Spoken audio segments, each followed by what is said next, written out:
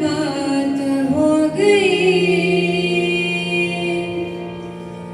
पुत बिछड़े हुए नू सारी रात हो गई। रात बीत गई, उड़ीकदियां सचमुच अगला दिन चढ़ गया है, पर कोई नहीं आया। सचमुच अगला दिन चढ़ गया है, पर कोई नहीं आया। माता जी मन विच ख्याल करते ने की होया होएगा।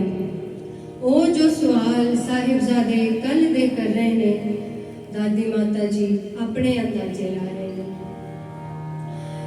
क्यों नहीं आए, किथे रह गए, केड़े रस्ते च केड़ी गल बात हो गई। पुत बिछड़े हुए नू सारी रात हो गई।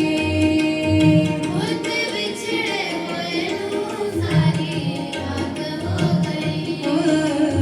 क्यों नहीं आए, किथे रह गए, केड़े रस्ते च केड़ी गल बात हो गई।